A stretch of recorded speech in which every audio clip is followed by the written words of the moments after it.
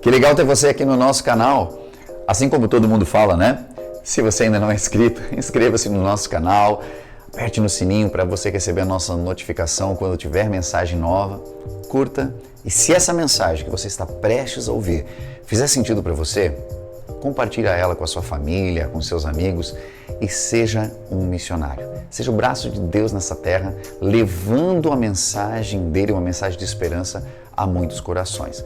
Os dias de hoje, com a tecnologia, você tem chances de ser um missionário de diversas formas. Seja compartilhando uma mensagem de Deus, seja contribuindo também com a gente que está fazendo esse trabalho. Aqui do meu lado, você vai ter um QR Code, você tem as chaves Pix, onde você pode fazer a sua contribuição. Aqui na nossa descrição, logo abaixo, você tem todas as demais informações, até as que eu já estou falando aqui, para que você possa entender a seriedade do trabalho que a The Way Church tem realizado. Com esse novo templo que nós ainda estamos reformando e temos tantos desafios ainda para frente, já estamos trabalhando, atendendo muitas vidas com necessidades, seja com cestas básicas, roupas ou demais coisas que as pessoas apresentam necessidades naquele momento, seja também com alguns projetos que nós já estamos colocando em andamento, como o projeto dos contraturnos escolares, como também a musicalização infantil, projeto de esporte, seja com crianças, seja com pessoas que estão em estado sedentário. Estamos trabalhando para fazer com que a comunidade onde nós estamos inseridos possa ser alcançada pelo Evangelho de Jesus Cristo e que possa também ser acolhida no momento das suas necessidades. Por isso, permita que Deus fale ao seu coração. E se isso fizer sentido para você, contribua conosco. Agora, preste bastante atenção. Deus tem uma palavra para o seu coração e eu tenho certeza que ela vai mudar a sua vida. Que Deus abençoe. Hoje, nós vamos dar continuidade a esta série, Os Códigos da Cruz. Na semana passada, nós pegamos a primeira mensagem, obrigado. A primeira mensagem, ou a primeira palavra, frase que Jesus falou quando estava na cruz.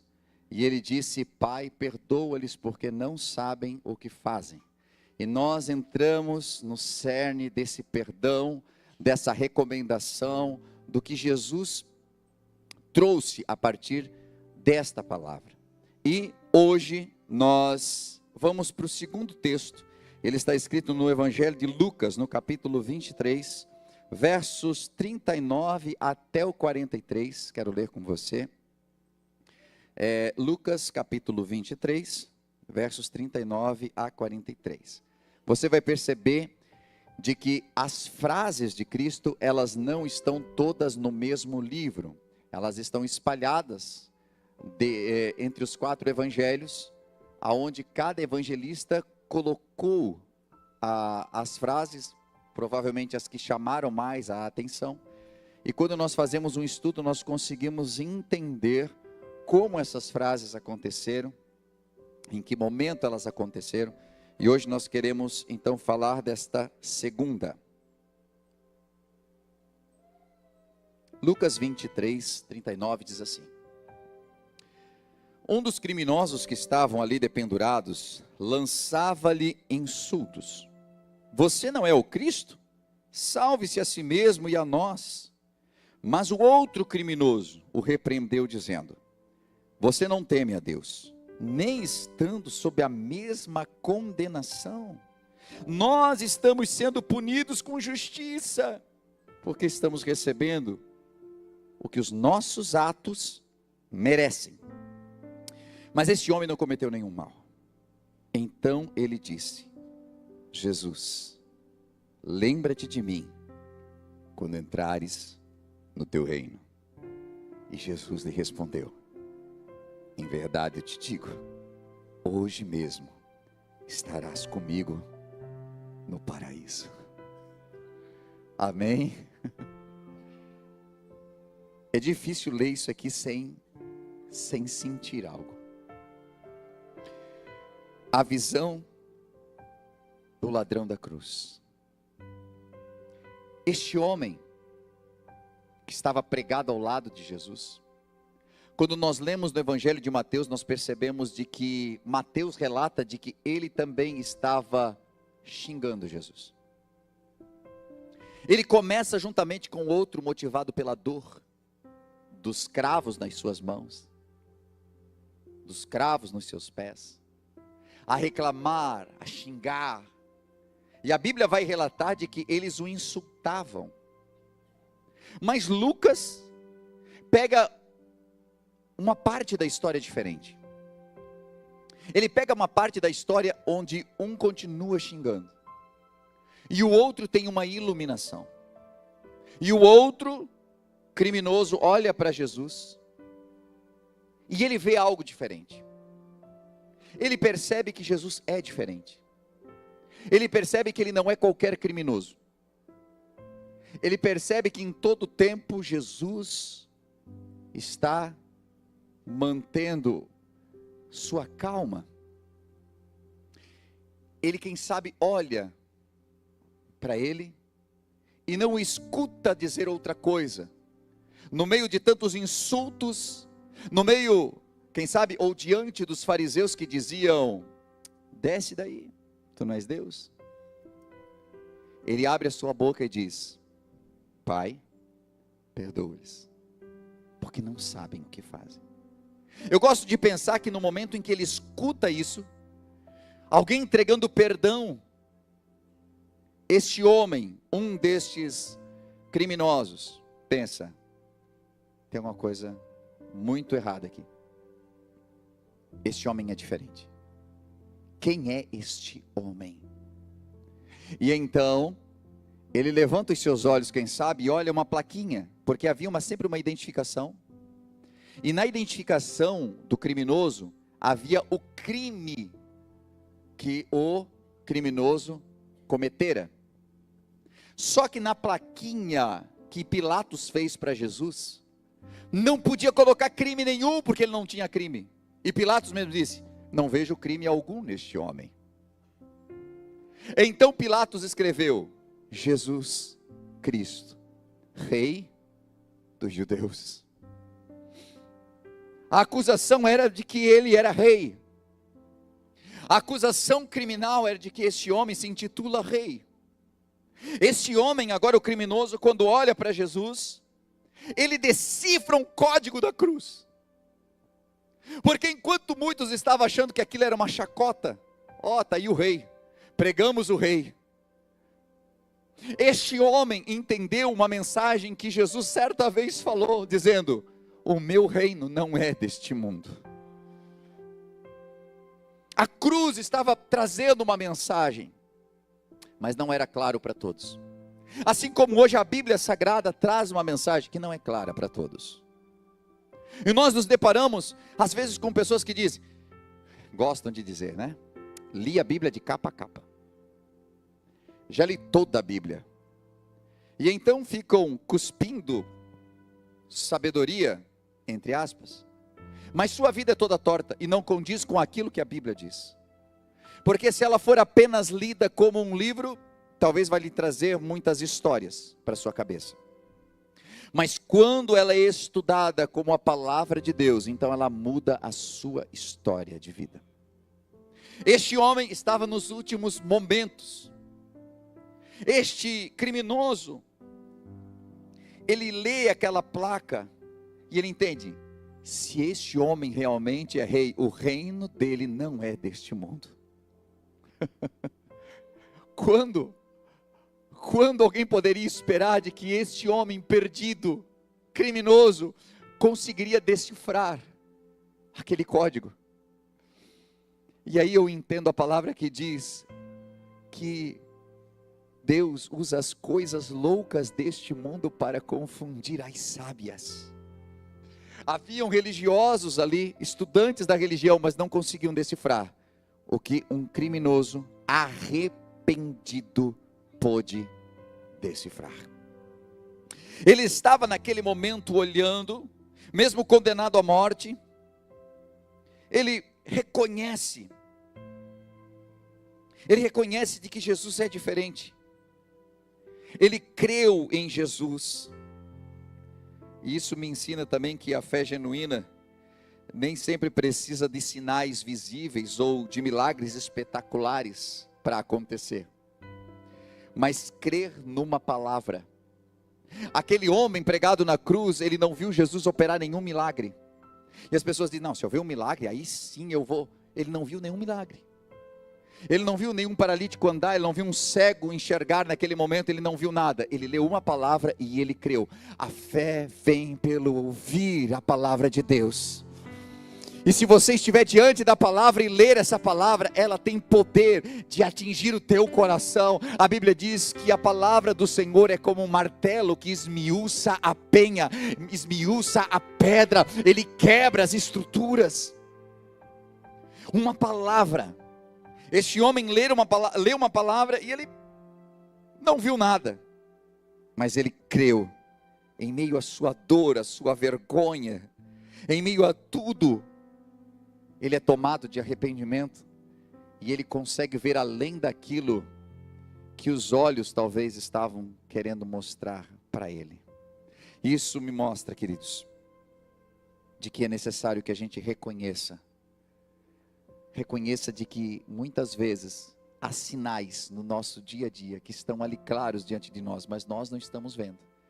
Enquanto ele estava focando na sua dor, enquanto ele estava focando apenas nos xingamentos e em tudo que o outro também estava fazendo, e nos insultos que ele recebia da multidão, ele não conseguiu ver, tanto que ele xingava Jesus também.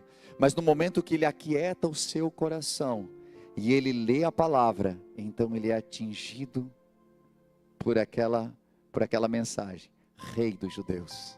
Ele olha para os judeus, ele olha para ele e diz: nosso rei aqui na terra, ele com certeza não é, porque os seus súditos não colocariam ele numa cruz.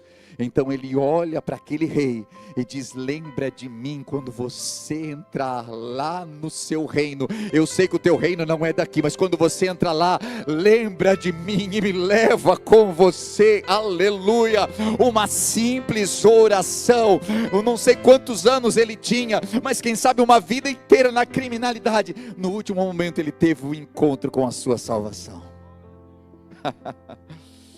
Esse é o nosso Deus, um Deus de misericórdia. Misericórdia. Olha o alcance que teve essa palavra de Jesus. Ele está diante de um ladrão arrependido, e agora Jesus, ele junta forças, ele inspira, e ele fala. Não era tão simples falar na cruz, a dor que era para poder falar. E ele diz: hoje mesmo estarás comigo no paraíso. Hoje mesmo. Sabe por que hoje mesmo? Porque a salvação não é um processo burocrático. A salvação não é um processo, você precisa passar por 1 ano, 3 meses de observação, mais 6 meses, não. A salvação ela é imediata. Houve arrependimento, o perdão acontece na hora. Aleluia. É o perdão que você tem à sua disposição, é a salvação que ele estende para você. Hoje mesmo. Você está arrependido? Eu estou vendo que você está arrependido. Você pediu para entrar no meu reino. Hoje, é hoje mesmo. Você vai estar comigo. Isso aqui é forte. É mais um código para você aqui. A salvação não é apenas um escape do inferno. Ele podia dizer assim: hoje mesmo você está salvo, você vai para o céu. Hoje mesmo vou te botar num bom lugar. Mas o que Jesus traz é um prêmio maior. Ele diz: hoje mesmo você vai estar comigo. O maior prêmio da salvação não é o céu em si, é estar com Ele. É estar com Cristo, é andar com Ele. Eu estou salvo, eu venho à igreja, e eu venho por quê? Porque é muito legal na igreja, que tem canções legais, tem uma mensagem legal, me faz bem, eu fico bem o resto da semana. Não, é que eu estou com Ele, eu ando com Ele, Ele mudou a minha história, Ele entrou na minha casa, Ele mudou a minha vida, restaurou meu casamento, Ele me transformou, e eu não ando mais sem Ele. A ideia do evangelho é essa. É mais do que simplesmente, não, escapei do inferno porque aceitei Jesus. É mais do que isso. É você estar com Ele, é você encontrar com Ele. E Ele fala o verdadeiro prêmio aqui: olha, você vai estar comigo, tá? Eu quero ter um tempo com você. Como a gente ama quando alguém que nós temos afinidade, que nós admiramos, diz: quero ter um tempo com você. E a gente se sente a melhor pessoa do mundo. E aí Jesus olha para aquele cara desprezado que foi colocado numa cruz, e que sim, ele mesmo entendeu, quando ele diz: nós merecemos estar aqui. E Jesus diz para ele: você vai estar comigo hoje, e você não vai estar em qualquer lugar, você vai estar no paraíso. E quando ele diz você vai estar no paraíso, ele diz hoje mesmo, você vai estar comigo no paraíso, ele quer dizer uma coisa: não existe sono da alma, você vai estar lúcido, você vai me ver e a gente vai estar num baita de um lugar. E se a gente se aprofundar na teologia, ele vai estar dizendo assim: nós vamos inaugurar um lugar, você é um ladrão, ninguém estava dando nada por você, você foi para a cruz, vai morrer juntamente comigo, mas você vai ser o primeiro a inaugurar um lugar novo que eu estou fazendo, aonde eu vou colocar todos aqueles santos do Antigo Testamento, aqueles que morreram na fidelidade, aqueles que buscaram a face do meu Pai, aqueles que aguardaram a salvação. E a Bíblia vai dizer, depois que Jesus desceu às partes mais baixas, trouxe cativo o cativeiro, eu acredito, meu irmão, que quando todo aquele povo, Abraão, Jacó, Samuel, essa galera toda do Antigo Testamento veio chegando para entrar no paraíso, lá estava o ladrão da cruz. Quem sabe eles disseram assim: quem é você? Você deve ser um discípulo de Jesus. Quem é você? Você provavelmente foi o pai que ele teve na terra. Quem foi você? Ele disse assim: não, eu era só um ladrão desgraçado, que eu morri, mas eu encontrei com ele na última hora, e ele salvou a minha vida. No meu último momento eu encontrei com ele, e ele me salvou. E isso aqui é só para dizer para você que não importa o tamanho do problema que você causou para a tua família, para a sociedade, se houver arrependimento no seu coração, Ele está de braços abertos, como o pastor Edinho cantou aqui, e Ele te ama, e Ele te recebe, aleluia. Sabe o que eu acho lindo disso aqui? É que Jesus não perdeu o foco da missão dele. Você consegue imaginar a dor? Quando eu era criança, gente, parece que eu tinha um imã debaixo do meu pé. O que tinha de prego que eu achava pelo terreno de casa, tinha muitas construções, né? A gente fazia bastante coisa. De vez em quando eu estava com prego no pé. Andava só descalço também, e aquela havaianazinha era transpassada de vez em quando. Gente, um prego no pé é o suficiente para... Ai! E depois a gente não consegue nem andar e não pisa. Você consegue imaginar o que é um prego atravessado no seu pé, e para poder falar alguma coisa você tem que fazer força sobre ele? A cruz, em geral, não matava por perda de sangue. A história conta que a cruz matava por asfixia, porque chegava um momento que o cansaço era tanto na cruz, que a pessoa não conseguia mais fazer força para levantar e respirar. Cada vez que Jesus tinha que falar, ele fazia força. E no meio de toda essa dor que ele está vivendo aqui, ele não desfoca do que ele veio fazer na terra. Ele veio para buscar e salvar aquilo que se havia perdido. O que Jesus faz na cruz é nos mandar uma mensagem e dizer que a dor que nós sentimos e o que nós estamos vivendo não anula a missão para a qual nós fomos chamados. O que eu estou passando, o que eu estou vivendo, tem a ver comigo e não tem a ver com o outro. E o outro está do meu lado precisando de mim. E a gente diz: não posso porque agora eu estou com dor. Mas é na nossa dor que nós atendemos e curamos o outro. E é enquanto curamos o outro que Deus nos cura. E é forte esse código, porque às vezes nós estamos prolongando a nossa dor, porque nos fechamos em nós mesmos, porque nos damos o direito de simplesmente sofrer aqui, porque eu nesse momento estou ruim.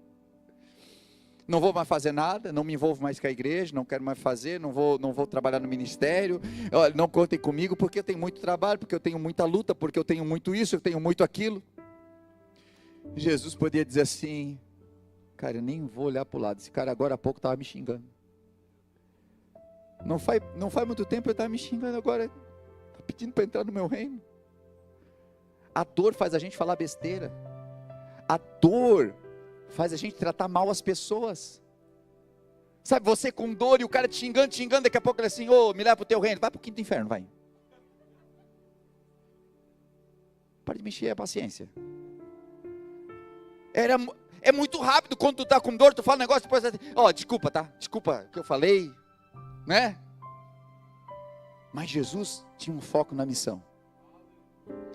Ele veio buscar e salvar o que se havia perdido. E na última hora, ele está na cruz. Ele está na cruz e teve uma oportunidade de pregar para mais um. E ele prega com a vida dele. Ele prega com a atitude dele. Qual é a sua atitude quando você está com dor? Qual é a sua atitude quando você está na prova? Qual é a sua atitude quando as coisas estão difíceis? Jesus não estava conseguindo falar, mas a vida dele estava falando. A vida dele estava pregando para quem estava ao seu redor. E aquele homem foi atingido. Na última hora, ele continua focado na missão. E ele salva mais um. Aleluia, ele não perde o foco. O sofrimento não fez ele se concentrar em si mesmo. Ele continua ministrando. Ele continua buscando. E olha, esse sofrimento dele não tem a ver só com a dor física. Os amigos haviam abandonado ele. Olha a dificuldade que é quando nós nos sentimos sozinhos no meio das nossas provas.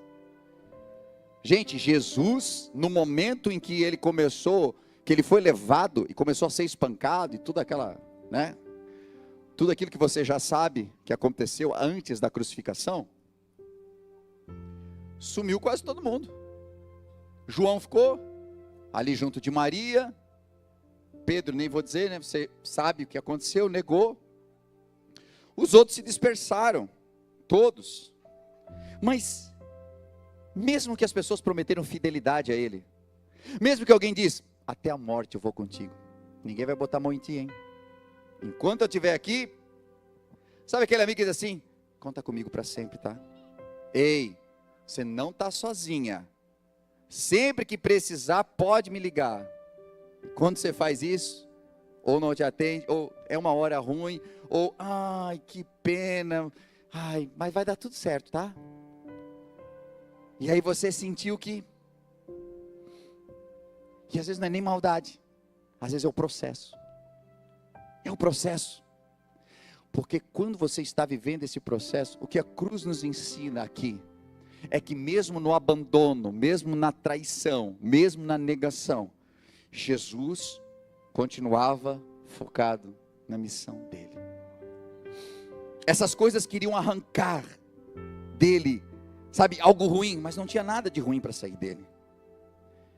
Mesmo traídos e abandonados, devemos cumprir a nossa missão. O amor de Cristo, ele não era circunstancial. O amor dele, o que ele falava, não era devido às circunstâncias. Tá tudo legal, então, oh, queridão, que abraça todo mundo. Não, na sua dor, no seu sofrimento, na sua vergonha, ele continua sendo a essência de Deus. E é isso que a cruz me ensina aqui. É isso que essa palavra me ensina. Eu não posso mudar de acordo com as circunstâncias. Eu tenho que parar de ser duas pessoas. Eu não posso ser o cara mais amável do mundo e o mais terrível.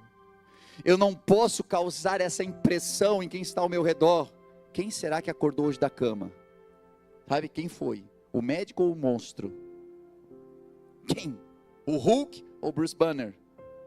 Quem é que está acordando hoje? Eu não sei. Bom dia amor, bom dia para quem? A gente não sabe. Jesus continuava sendo o mesmo, independente daquilo que estava acontecendo ao seu redor. O abandono dos amigos, a dor. Ele continua fazendo o que ele veio para fazer. Ele estava com muita dor, todo inchado, e deu uma chance para Barrabás. Entrou no lugar dele, Barrabás recebeu liberdade. Aquele homem ao seu lado pede atenção e já recebe uma promessa: hoje mesmo você vai estar comigo no paraíso. O mundo recebe perdão. O mundo está contra ele e ele diz: Pai, perdoa-lhes porque não sabem o que fazem. Pedro o negou. E o que ele faz quando ele sai da cruz, quando ele ressuscita? Ele vai até onde Pedro está pescando, e ele vai lá para ter um encontro com Pedro e dizer que está tudo certo, que é para ele apacentar as ovelhas dele. Ele vai fazer um concerto, e olha que interessante, Jesus tinha todo o direito de aparecer e dizer assim: e aí, cadê Pedro? Manda chamar ele para cá, quero falar com ele. Ou simplesmente dizer assim: e aí, Pedro? Aonde é que ele está? Sumiu, né? Não tem coragem de me encarar. Ele foi o ofendido, e ele vai até quem lhe ofendeu, e ele prepara um peixinho para ele, e ele prepara uma provisão, e aí ele faz o peixinho, e ele tem um encontro, e pergunta: você me ama? Sabe por que eu estou te perguntando se você me ama? É porque eu estou ligado que tu me negou lá. Eu estou ligado que você fez um negócio e você está arrependido. Eu sei. Você chorou amargamente. Mas eu estou perguntando se você me ama. Porque se você me ama, eu tenho uma tarefa para você. Eu vou voltar para o meu pai, mas eu preciso que você apacente as minhas ovelhas. Quando alguém nos fere, qual é a nossa atitude? A nossa atitude é dizer assim: não quero mais nem ver na minha frente. Ou a nossa atitude seria consertar com essa pessoa porque ela continua sendo importante, mesmo que ela falhou contigo? Ai, que difícil isso, né? Que difícil isso. Quando eu não posso, não, eu não vou te perdoar. Ou não, eu te perdoo, mas olha, eu não quero mais ficar perto de você. Eu não quero andar com você. E está tudo bem quando você estiver na terra, né? O problema é quem de vocês dois vai subir para o céu. Porque você acha que você vai conseguir fazer o quê? Morar num bairro bem distante daquela pessoa que você não gosta, aqui na terra. Ou vai chegar um momento que o Senhor vai pesar o coração e dizer assim: não, já que vocês não querem morar junto, já que vocês não podem ter comunhão, alguém fica. E geralmente, o que mais pesa é a falta de perdão. Jesus pega e não permite que o abandono destrua quem ele é, se continuar aqui. A resposta de Jesus é muito profunda. Hoje mesmo você vai estar comigo no paraíso. Significa dizer de que cai por terra só por esse versículo aqui, você achar que não, morreu, acabou. Não, morreu, a gente vai ficar num estado de silêncio, aí um dia a gente vai acordar. Não, o Senhor está dizendo aqui, ó: você vai estar comigo, você vai me ver, a gente vai viver este momento, fica tranquilo, porque... E a gente fica pensando assim: meu Deus, o que eu vou fazer no céu, né? Principalmente quem viu os filmes de Hollywood, pensa que você vai ficar num gramado verde, naquele tédio miserável, a eternidade toda, né? Gente, é aquilo que o olho não viu e o ouvido não ouviu, nem subiu ao coração do homem. Você consegue imaginar isso? A nossa ideia de céu é um céu medieval. A nossa ideia de céu é um céu onde tem as carruagens, onde tem, né, as coisas tudo como era os relatos, principalmente dos filmes, mas também alguma coisa que nós vemos na Bíblia Sagrada.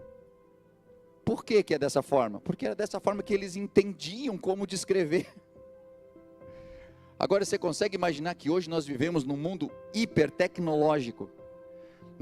E ainda nem estamos no auge disso. Como você imagina que é o céu? É muito acima disso. Sonhe com o céu, deseje o céu. Mas se você estiver vivendo esse desejo pelo céu, seja a tua melhor versão na terra, aleluia.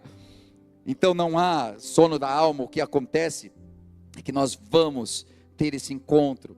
A salvação não depende de obras. Esse é um dos códigos para você hoje também. Que obra tinha aquele homem? Só tinha obra errada. E às vezes nós pensamos que as boas obras que a gente faz vai fazer com que Deus olhe assim: ah, mas ele é tão bonzinho, você é tão boazinha, é dizimista, ah, mas ela compra cesta básica, ah, mas ajuda os pobres, ah, está mandando dinheiro lá para o Afeganistão, ah, mas é obra. Pastor, mas não vale nada isso? Vale, porque a fé sem obra é morta. Se temos fé, reproduzimos em obras. As obras trazem galardão, elas geram algo para nós, mas não geram salvação. A salvação é gerada pela fé. É gerada pela decisão que você toma em Jesus e de recebê-lo. E de recebê-lo como rei da sua vida. Por isso que aquele homem não tinha obra nenhuma. Nem batizado foi. Mas aquele ato de fé dele, diante das circunstâncias que ele estava, lhe trouxe a salvação. E aí, veja que Jesus diz, né? Você vai estar comigo hoje, no paraíso. Jesus mostra aqui que ele tem toda a autoridade sobre a morte, ele tem toda a autoridade nos céus e na terra. Ele diz assim, então, vamos dar uma olhada, se a gente consegue um lugarzinho para ti. Vamos ver, porque talvez você possa estar comigo. Ele não coloca nem se Deus permitir, porque naquele momento ele está recebendo toda a autoridade sobre os céus e a terra. Ele mostra toda a autoridade. Jesus é o único que você precisa, não tem intermediários, é você e ele. E quando você pede a ele, aleluia, você recebe. Por isso que ele diz, pedi, dá-se-vos-á. Peça em nome do Senhor Jesus Cristo. Ele é suficiente Salvador, aleluia. Deixa eu correr aqui. O poder que há no perdão para uma vida inteira afastada de Deus. Sabe, a história desse criminoso me mostra que nunca é tarde para a gente se arrepender. Nunca é tarde. Não importa quanto tempo você está afastado de Deus, se você já esteve na igreja e hoje está afastado. Se você nunca de verdade buscou ao Senhor. Se você tem uma religião, mas a gente costuma dizer, né? Sou de tal religião, mas não sou praticante. É a mesma coisa que dizer não sou de nada, né? É a mesma coisa. Eu sou um milionário não praticante também. Não consigo praticar. A gente às vezes anda afastado de Deus, longe do Senhor. E esse homem só me mostra algo que acontece quando a gente tem um encontro genuíno com Cristo. E eu quero que você, nessa parte final da mensagem, faça esse crivo com você mesmo. Eu percebi quando eu li o texto, que este homem, quando ele tem esse encontro, ele diz para o outro criminoso, que está xingando, ele diz, você não teme a Deus? Nem estando sob a mesma condenação, nós estamos sendo punidos com justiça, porque estamos recebendo o que os nossos atos merecem. Uma das primeiras coisas, quando a gente tem um encontro com Deus de verdade, é que a gente não culpa mais ninguém.